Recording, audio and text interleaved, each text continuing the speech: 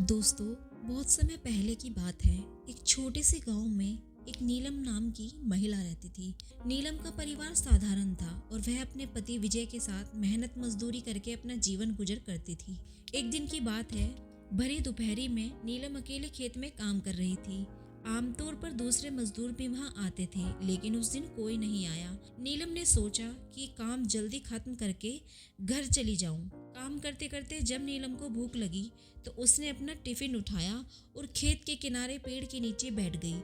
छांव में बैठकर वह दोपहर की रोटी खाने लगी। तभी उसने रोटी तोड़कर मुंह में डाली ही थी कि तभी एक बूढ़े साधु बाबा वहां आ पहुंचे। उनका चेहरा थका हुआ था, कपड़े मैले थे और हाथ कांप रहे थे।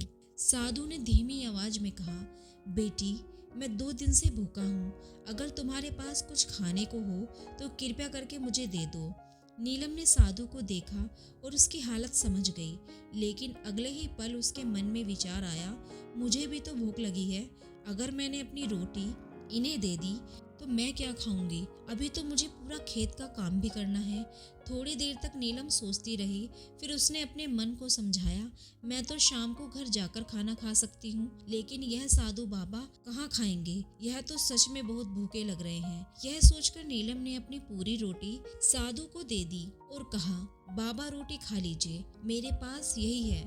साधु ने रोटी ली और पेड़ के नीचे ही बैठकर खाने लगे। नीलम पास खड़ी होकर देख रही थी। साधु कितने भूखे थे, उन्होंने बिना कोई शिकायत किए रोटी खा ली। यह देखकर नीलम का मन भर आया। उसने मिट्टी के घड़े से पानी निकाला, एक गिलास में भरकर साधु बाबा को दिया। साधु ने पानी पिया और राहत की सांस ली। फिर उन्होंने नीलम को धन्यवाद दिया और कहा, बेटी, तुमने मुझ पर बड़ा उपकार किया है।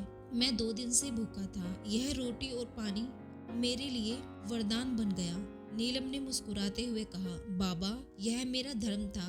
आप 2 दिन से भूखे थे तो आपको खाना देना मेरा कर्तव्य था। साधु ने उसको गौर से देखा और पूछा, बेटी, तुम यहाँ खेत में क्या कर रही हो? नीलम ने जवाब दिया, बाबा, मैं यहाँ मजदूरी करने आई हूँ। आज कोई और मजदूर नहीं आया तो मैं अकेले ही काम करने लगी। मेरे पति किसी और खेत में मजदूरी कर रहे हैं। नीलम की बात सुनकर साधु कुछ देर तक चुप रहा। फिर उसने अपनी झोली में हाथ डाला और उसमें से एक चमकता हुआ सोने का हार निकाला। साधु ने वह हार नीलम को दे दिया और नीलम ने चौंकते हुए कहा, बाबा, मैं इसे नहीं ले सकती। साधु मुस्कुराए और बोले, बेटी, यह हार चुराया हुआ नहीं है। पिछले हफ्ते में एक राजा के महल में गया था। वहाँ की रानी ने यह हार मुझे भिक्षा में दिया था, लेकिन यह मेरे किसी काम का नहीं है। इसे किसी योग्य व्यक्ति को देना चाहता था। आज तुम्हारी दयालुता देखकर समझ गया कि तुम ही इसी की हकदार हो। तुमने न सिर्फ अपने धर्म का पालन किया, बल्कि दूसरों के लिए त्याग करना भी सिखाया। तुम्हारे अच्छे और सच्चे कर्मों का फल है, इसे रख लो।